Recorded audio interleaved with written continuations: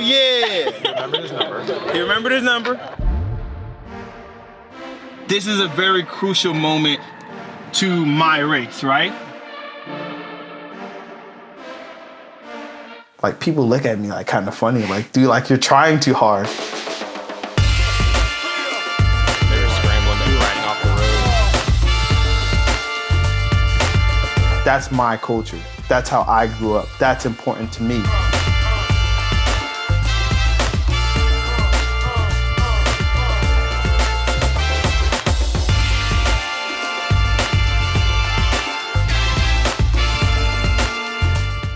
We traveled out to Southern California to meet up with Justin Williams and spend a day with his team, Legion of Los Angeles, at a preseason road race here in Southern California.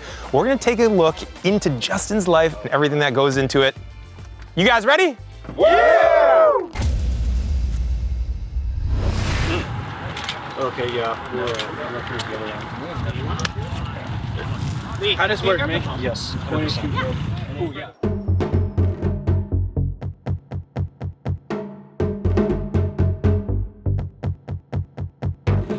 Down, man. You're making my photos look bad. Jesus Christ. Nobody trying to see a crotch. Yeah, but that sprint is all about patience. It's so slow. Yeah. And it's at the end of the day. A lot of people come out here and they race the first like half of this race like they're crazy. Yeah, ballistic. They race it like it's a crit, and then the second half of it, There's just nothing. you're riding at one speed. As a team, over the top of that, we're gonna pin it to the gutter, and then we're gonna take it down the hill and we're gonna pin it for this whole section. If that happens, right, so if we have a nice split in the crosswinds, but it comes back together, I'll tell you guys we'll do it again the next lap. Okay. I think. So that'll be the plan. And if we have you four left at the end, you guys would be something good. Something good will happen. Yeah. And then Jeremy, it's not a gravel race, no dismounting. Have a good race. You'll see me at the start. So when we started off, I think one thing that became apparent to me since I've known you for a bit, but also because what we were talking about over the course of the last days here is that you go to your own, man. You do your own thing. Yeah. In a world where so much is dictated by the culture of this sport, you seemingly are doing you. You're doing it your way, and you're not following the script that has been written for cycling in the past. Yeah, no, I've lived that for so long, and I've had to deal with like a lot of things that happen in cycling that people just think are normal, and no one is even thinking about changing it. They're just like, this is the system, this is the way it is, this is kind of like what I have to go through if I want to make it, and just living through that and like living through the life that I've grown up in, I just can't believe that. So like when I stepped away from being like a pro cyclist, like continental level cyclist, I just couldn't do it anymore. I was getting to the point where I was old enough to like really understand what was happening and confident enough and like mature enough to like just like see things like from a man's perspective and going like, you're my employer, you're my like director or manager or whatever, and that's great. Respect that, but like at the end of the day, I have to be able to be truthful, and I have to be able to like, it's also a partnership. I'm getting you results, I'm bringing you, attention, and that respect should be mutual, right? And it just didn't feel like it was. There are sports that make athletes big. Yeah. They're not a whole lot different than the best riders that are cyclists. 100%. The difference is that there's not a machine behind those them. riders. The owners of these teams have not allowed the riders to be able to get too big. Yeah. Yeah, they wouldn't allow it because then when they lose control of that, then they can't exploit it. It felt like in times in cycling, from what I've observed, that managers don't want athletes to get too big because then they have to pay them what they're worth. Other sports, like the bigger we can make an athlete, the more merchandise we can make off of them. In cycling, it seems like it's just like this bubble that they want to keep really small.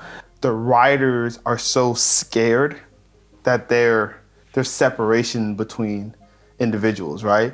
So instead of standing together and going like, oh man, this is not right, we're not gonna take this, it seems like everybody's kind of just worried about their job, worried about their well-being. and it doesn't allow for the athletes to elevate each other.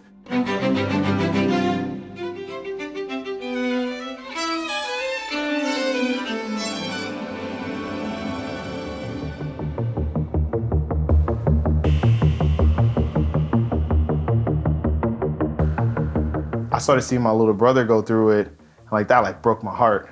And it was something where I made a decision that I was willing to sacrifice any result, any future, anything to like see him at least have an opportunity. Because I've had opportunities, like Race for Rock Racing, massive team, plenty of opportunities to race big races. Race for the U.S. national team, got to do under 23 Roubaix. I decided not to go back. So I felt like I've had a good amount of opportunities to kind of like go in that direction. And as much as I wanted to, as much as like my head thought I wanted to, my heart wouldn't let me.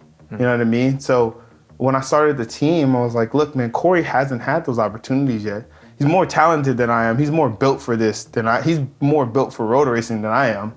And I just thought it was unfair that, you know, people would look at him and judge him prematurely based on whatever factors, and wouldn't give him a proper chance at, you know, being a really good cycler in America. It feels like there's a lot of gatekeepers, and they can decide your destiny. I don't think it's very fair. Yeah.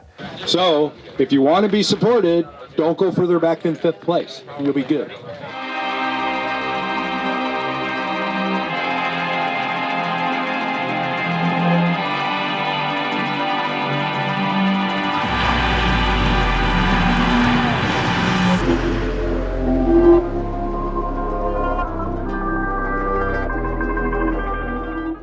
I don't know this for a fact, but I think that you have put together one of the most like diverse programs with regards to people's nationalities. Yeah. I don't know. If it's not, it's a couple of generations old, but like we're Belizean, which is like a crazy mix of people. We have a couple of like American guys. We have, you know, Diego, who's like Mexican and Spanish. We have Angel, who's Mexican American. We have Isaiah, who's like black and white. We have both of my brothers, obviously. So, and then we have Dante. Dante Young grew up like 2 miles from me. And like the way the hood is set up, I would never go into Dante's neighborhood, like ever. So like he was right down the street from me, like riding a bike, and he discovered us through YouTube.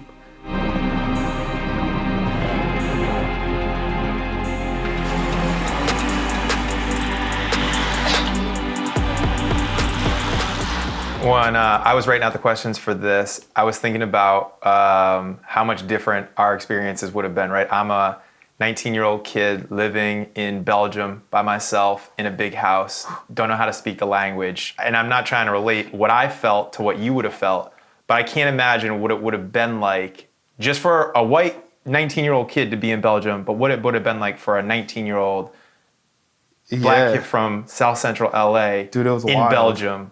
It was wild, man. And like, to your point, there were a lot of kids that were in the house with me that were miserable. And we were like, we could be miserable together to a certain point, but then there were things that they just couldn't relate to. And no matter how much they wanted to, like they couldn't. And that's where like this really isolating solitude comes into play. And you just feel like alone. You have no one to talk to, you have no one. There's certain things that'll happen to you being of a different race where you'll take it a certain way and people just won't understand it. And it's there's no foul against them. It's just like, that's how I feel and that's where I'm from. Like in America, we grow up in this environment where there's like very clear separations, right? And when you're in an environment where everyone's suffering, but you're the only one that's different, you tend to take things a little bit harder, right? So that was like super complicated, and ultimately the reason why I didn't want to go back to Europe, I wasn't mature enough to like handle it, and I didn't have anyone to like talk me through it, and I think I had the talent to be there. I just didn't have the environment and the family to be there.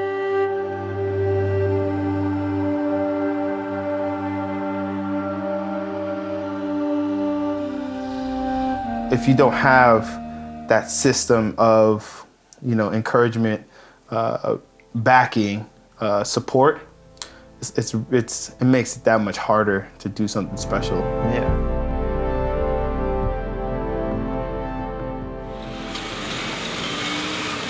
I don't even know if I can talk about flatting. Like, I feel like it's bad luck, man. I can talk about what happened in the race. Yeah, what happened? I mean, we were running a perfect race. Like, we picked 2 sections where we were gonna hit it in, and we kept hitting it, and we kept splitting it.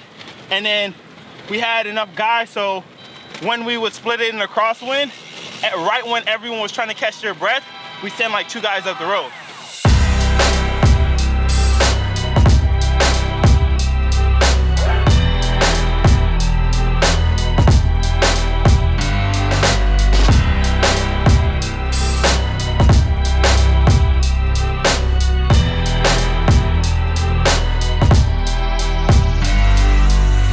They look pretty good. I think Corey has a minute and a half up the road. This is a very crucial moment to my race, right? Yeah. It's the group's already split a bunch of times. Somebody's off the front that's strong that everyone's chasing.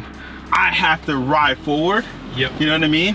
So like, it's funny because I'm riding forward. I'm like going through the field, and I hear the like, zzz, and I was like, hell yeah, time that, right?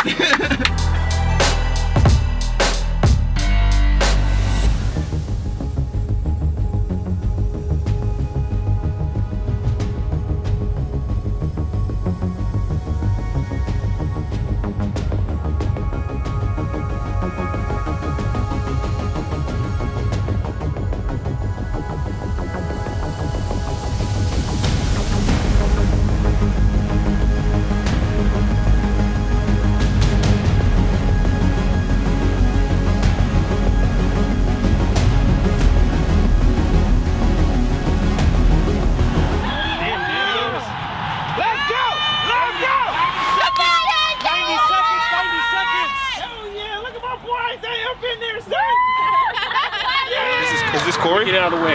Yeah, this is definitely Corey. So Corey's up the road with one Helen's guy and then one Voler guy. I think is that Blake Anton? Good job, Corey! Just sit on, make sure you're eating! Missed it.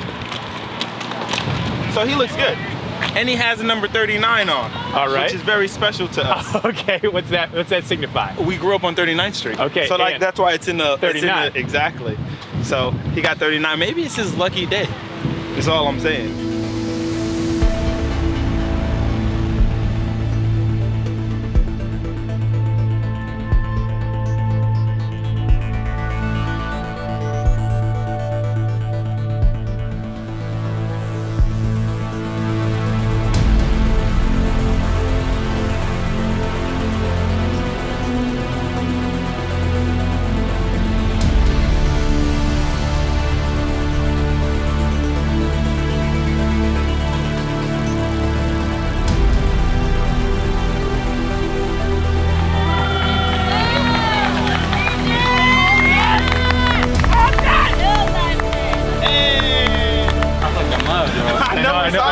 Where you came through the feed and you were fucked up. You roll out. Where's the rollout? Oh, he's your rollout guy. Good job. Give me a 5, bro. Good job, bro. We just winning today. That's so okay. dope. I was like, Hell yeah. Remember his number. He remembered his number. He didn't need a feed. He didn't put his hands up. What a baby. Hey, learn how to put your hands up when you win, okay? For every USA Crit Series race we win, Specialized allows us to give a junior a bike. So we gave him the bike that he's riding, and I was like, all right. He came to our house and we built like everything out. And then we talked about it for a couple weeks, and then he showed up to the ride again and he did really well. And I was like, I think I'm gonna put him on a team, man. Like, he's pretty young, like he's pretty green, he doesn't know a lot, but he's super strong. And he has the it that most people don't have. So then we're like, all right, like we'll bring him on in a role that's kind of, he's our baby, he's like our junior. But we're gonna like put him in an environment where he's gonna be held accountable. He's gonna like, we're gonna try to teach him what we know, how to race. Being the strongest guy is easy, but like learning how to ride with tactics and knowing how to use your teammates and all that stuff, that's what we can really help him. So That's dope. yeah, so that's why we brought him on. Getting into cycling and coming from where I come from, there was a clear difference, right? Like we talked about it earlier where I felt like I was trying too hard. And I feel like there's this culture within cycling that everything is so focused on like your training or your results that like you don't have time for everything else.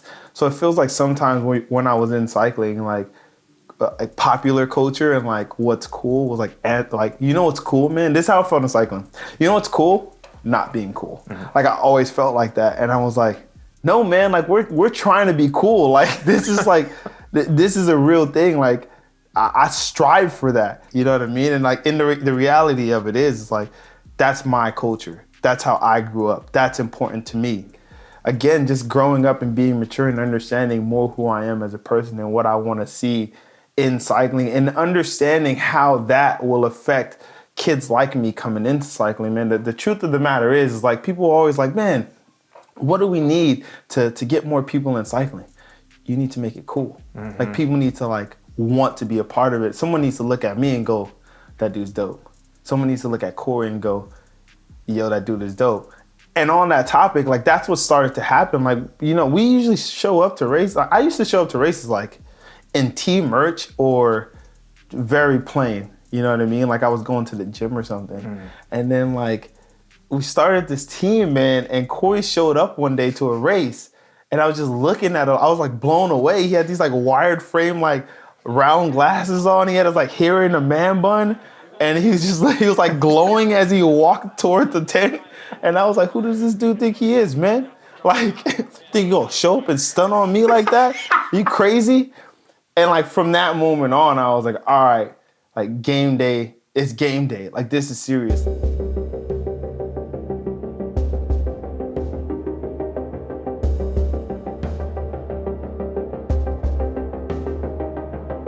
I need to show up feeling good, looking good, and that's gonna help me perform. And that's gonna help me sell this image to be cool and to help the perception of the sport be cooler.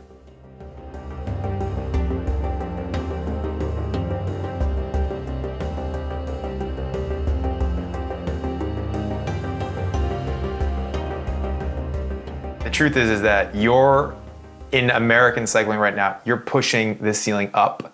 Some days it's like the most inspiring thing ever. And then some days I'm like, what are you doing? There's a lot of amazing people in cycling. There's a lot of people that aren't from cycling but work in cycling, and they're amazing. And there's people who get it, and there's people who don't. And you're constantly juggling these relationships of all of those people. So like, it's great when we sign a deal outside of cycling because we put cycling on the map for somebody, or we made someone feel like people. Athletics and sports are so amazing because they make people feel. When Richie go at 1K, right? Yeah, it's about 8K. This is like a rehearsal that he does every year. He's like, I'm getting ready. Yeah! You see the head go down. Yeah. Bro, if I get paid to ride my bike, you're not riding me off the road. Yeah, right?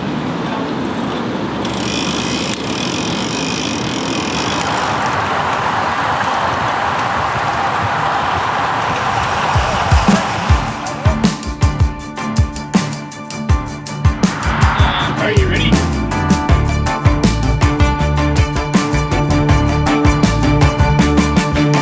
Unbeknown to me, you have a pretty big part in this. You, your brothers, also they manage everything. Yep. You guys make a decision as a crew. It's not just Justin. Yeah, we argue a lot, man. Every little thing. I mean, that's why the team is looking the way it is, because we argue, we get it right, and then we make a good decision, man. Yeah, it seems like you guys each have like a different thing that you do well. You know, there's a bit of organization coming from everybody for a different reason. Exactly. Like Justin's really good at talking to people, so I let him do the talking. I'm really good at social media, so I like basically do that and like make the team look good. Yep. You've written for a lot of programs. Yep. What is in your opinion, what does Legion stand for? What are you guys trying to push forward? It stands for family, man. Like, I really believe in love being the reason why a team is successful, and it's kind of hard to find that on all of these programs. So we just do everything with love, and we make sure that our guys feel like we care about them. Oh man, what's crazy is when I race with my brother, like, we look at each other and we know what the plan is. Like if we're in a crit and I look at Justin, he looks at me, and we kind of know who's feeling better, and that's who gets let out. Like, it's pretty simple. You always feel like you're comfortable in the program that you're in. Yes, I feel like that's a really big deal for performance. Big time. Like, to know that my team fully believes in me and like they're not gonna put any pressure on me because, you know, we all work hard and we have faith in each other to get the job done. So I feel like it's great to have that from the guys. Right. Rather than from like management that they're not even in the race suffering with you and they just expect these things from you. Yeah. I feel like that's unnecessary pressure.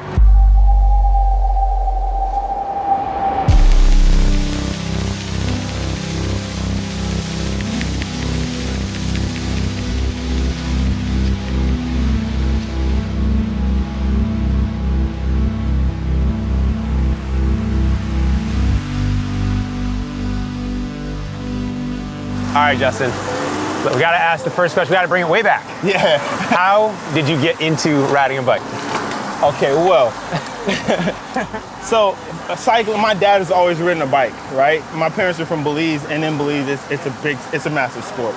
I had been looking for a way to connect to my dad because we didn't have much in common. And I had tried working on cars with him. I tried having meaningful conversations with him, and nothing was working. So one winter, California winter, he had his bike on a trainer, and I just decided to test my luck. And it was like a known thing, like you don't touch my dad's bike. But I just tried to touch my luck, and I was like, man, maybe if I ride a bike, you know, we'll have some quality father-son time. Right. And I jumped on the bike, and he kind of just looked at me. So I kept riding on this trainer, and it took him a month. It took him 2 months actually to take me outside and actually ride on the road. And I spent like 2 months on this trainer indoors, and then finally he was like, all right, well, I'll take you out for a ride. And then he took me on a 70-mile ride. And on the way back, we're probably like 20 miles away from home. And I just cracked. Like I'm cramping, I'm dying, like I have no glycogen in my body. And and I pull over to the side of the road, and when I first started riding, I would wear boxers under my bibs. Yeah. And he hated it. He had told me not to do it like 3 times. Yeah. And I had boxers under my bibs because I was uncomfortable, Yeah. man. I didn't want to wear tights. Yeah. Especially where I was from. They're like, come on, man. Yeah. So he like pulled my shirt up to give me a massage. Yeah. To like try to get the cramp out. Yeah. And I had boxers on. He was like, dude, I've told you not to wear boxers under your bibs. That's why you're cramping. And he left me. He left me on the side of the road on PCH. And I didn't know this at the time because I'm oblivious to what's going on. But I had an aunt that was like basically doing neutral. She was being like the feed. Okay. And she picked me up. Okay. But for like 5 minutes, I was just on the side of the road.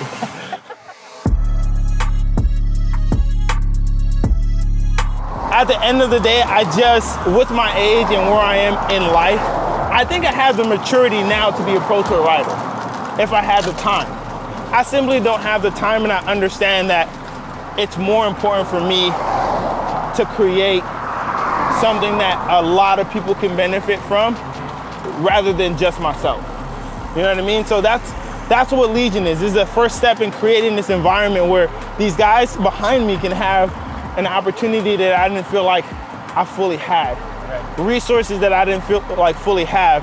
And they have somebody like me who I use my name, my image to basically put, sponsors in the position so that they can have the best equipment. I understand what the long game is, and I've never been more sure what I should be doing.